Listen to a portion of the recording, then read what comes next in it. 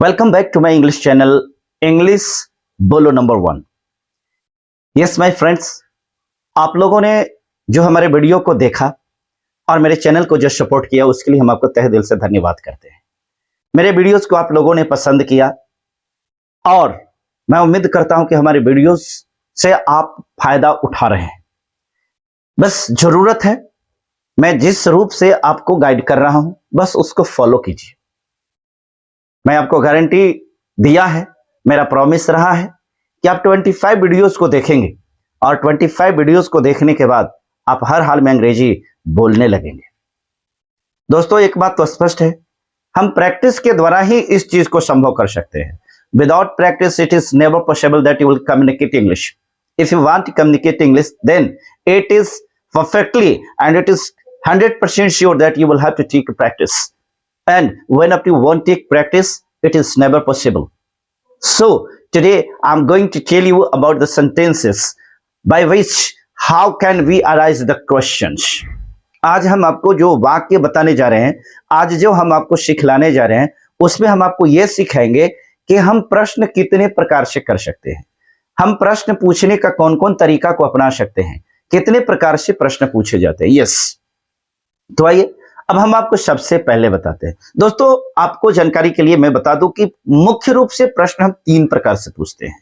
Yes, there are 3 types of question, there are 3 types of the way by which we can arise the question. Means we can say, हम कह सकते हैं कि वो 3 गो प्रकार है जिसके द्वारा हम प्रश्न पूछ सकते हैं, जिसमें सबसे पहला number 1 that is called interrogative sentence by which we can ask the question. हम सबसे पहला ये इंट्रोगेटिव सेंटेंस है।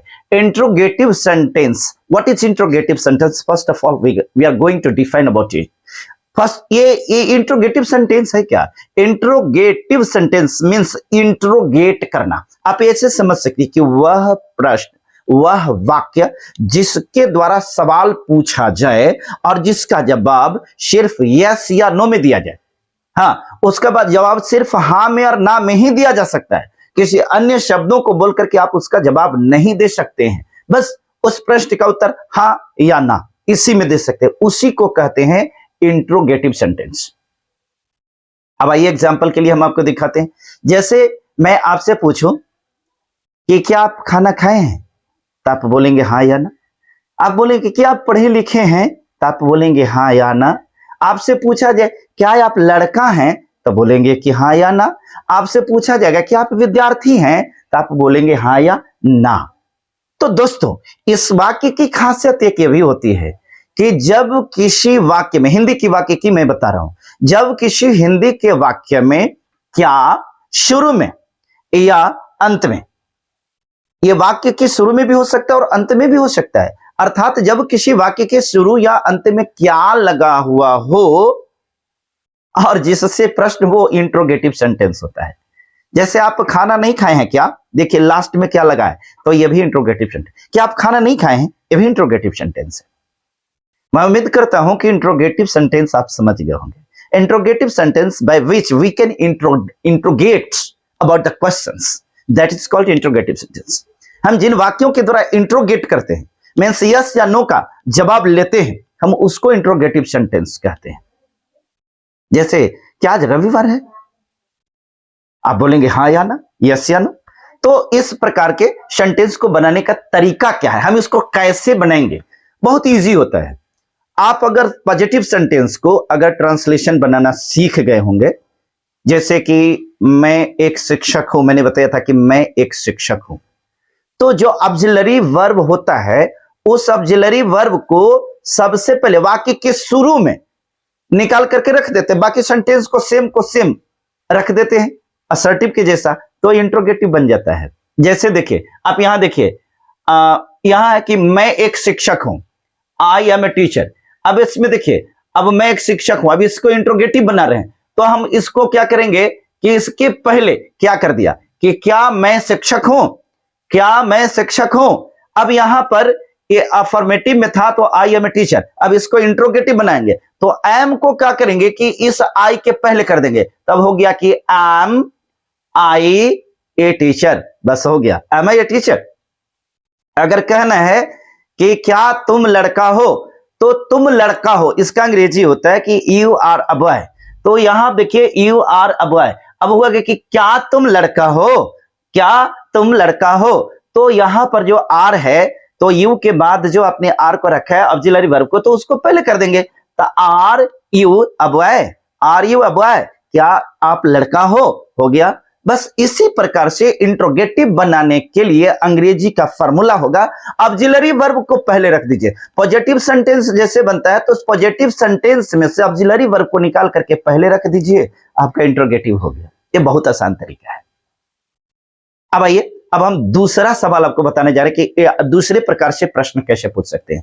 दूसरा प्रकार के जो प्रश्न होता है, दूसरे प्रकार के जो प्रश्नात्मक वाक्य होते हैं, उसको WH सेंटेंस बोलते हैं।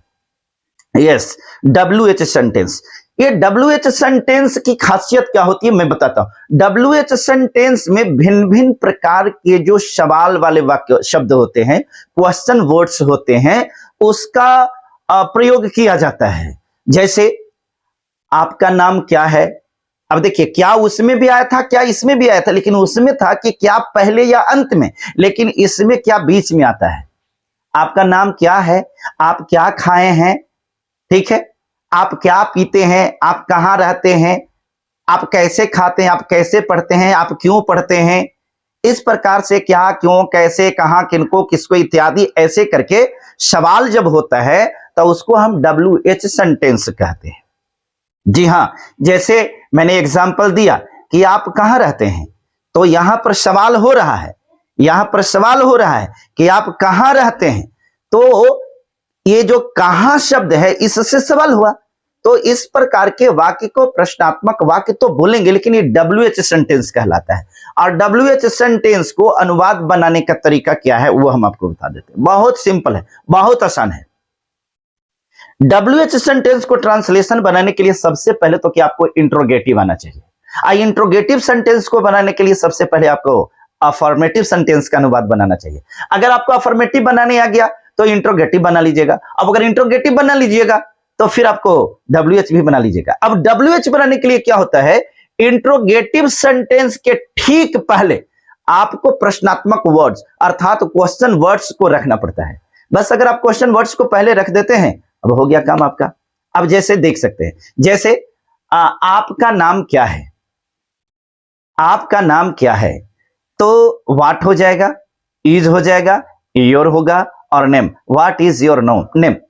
अब हमको कहना कि तुम्हारी माँ कौन है, तो हु इज योर मदर। कहना कि तुम्हारा दोस्त कौन है, तो हु इज योर फ्रेंड। आपको कहना कि तुम्हारी साइकिल कौन है। तो अब देखिए कौन है और किसका, ये प्रश्नात्मक जो शब्द होते हैं इसको आपको याद रखना पड़ेगा। और हम आपको ये लिस्ट दे रहे हैं, ये WH सेंटेंस। WH सेंटेंसेस को इसलिए कहते हैं ना कि वाक्य के शुरू में जो WH से शुरू होने वाले क्वेश्चन वर्ड्स होते हैं, जैसे व्हाट हो गया, वेयर हो गया, हु हो गया, हुज हो गया, व्हेन हो गया, ये सब जो है W से शुरू होने वाले वर्ड्स हैं।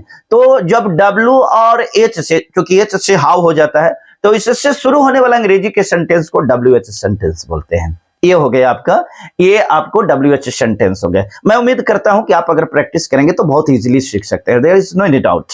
अब आइए, तीसरे प्रकार का जो सवाल है उसको हम बोलते हैं क्वेश्चन टैग्स। क्वेश्चन टैग्स, हाँ, अर्थात वैसे सवाल पूछना जिसका जवाब आप जानते हैं, जिसका जवाब आप जानते हैं, लेकिन कंफर्मेशन के लिए किसी से यस या नो कहलवाते हैं, बस उसी को बोलते हैं क्वेश्चन टैग्स। हालांकि ऐसे वाक्यों की पहचान होती है कि हिंदी वाक्य के अंत में ना लगा हुआ होता है। जैसे आप रवीश कुमार है ना, आप बोलेंगे हाँ या ना। बोल के अच्छा आज रविवार है ना, हाँ या ना बोलेंगे। ये बिहार है ना। तो देखिए प्रश्न हो रहा है, इस प्रश्न का उत्तर हमें भी पता है, हम 99% जान रहे हैं, लेकिन 1% आपकी कंफर्मेशन के लिए सिर्फ ना लगा करके प्रश्न पूछ देते हैं। ये हो गया आपका क्वेश्चन टैग्स। इसको बनाने के लिए ये बिल्कुल इजी है, बिल्कुल इजी है। जैसे आप रवीश कुमार है ना, हमको कहना है, देखिए आप रवीश कुमार है ना, ये कहना है। तो हम पहले बना लेंगे कि आप रवीश कुमार हैं, तो बनेंगे कि यू आर रवीश कुमार। हो गया, आप रवीश कुमार हैं, यू आर रवीश कुमार। और हैं ना, ये ना की अंग्रेजी इजंट कर देंगे, इजंट। अब नाम है तो अब यू है यहाँ पर, तो इजंट यू, अब इजंट के साथ इज के साथ यू तो नहीं होगा।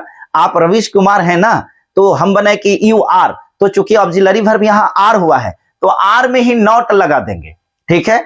और उसके बाद में जो सब्जेक्ट है सब्जेक्ट को रख देंगे।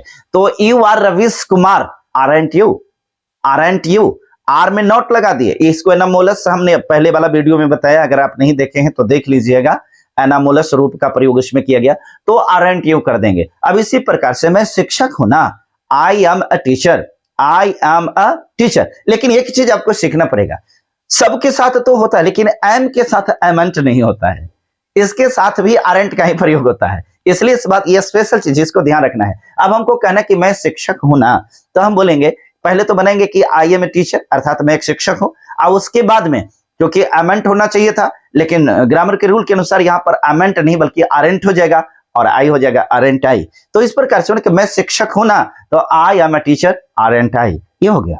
अब हमको बनाना है कि वह तुम्हारा भाई है ना, वह तुम्हारा भाई है ना, तो अब हम बनाएंगे कि वह तुम्हारा भाई है, तो ही is your brother, he is your brother. अब यहाँ इज आया है तो इज में इजेंट कर देंगे, है ना, he is your brother, isn't he हो गया।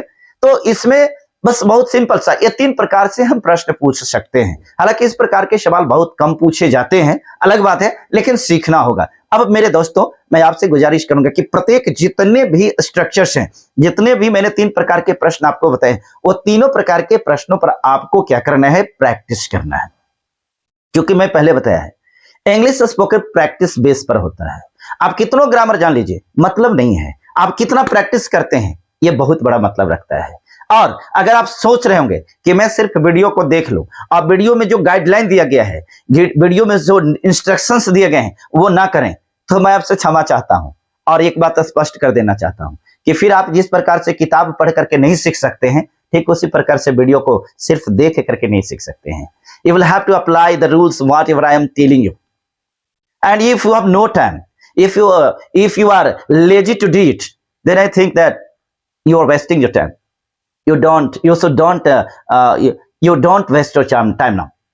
हाँ, ये उसी के लिए है जो सीखने के लिए एक्साइटेड है।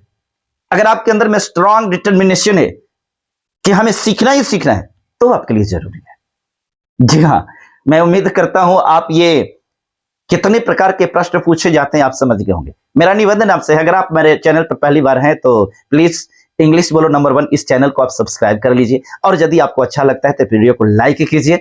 और आपके में क्या समझ में नहीं है, आपको इस वीडियो में क्या दिक्कत हुई, क्यों कैसे नहीं समझ पाए, क्या चीज समझ में नहीं आया, और हम इसको आपको और बेहतर समझाने के लिए हमको क्या करना चाहिए, आपकी सुझाव, आपकी एडवाइस हमारे लिए बहुत जरूरी होता है। इसलिए आप अपने कमेंट में प्यारा सा कमेंट लिख करके जरूर भेजिएगा, ताकि हम उसको और बेहतर बनाने का प्रयास करें।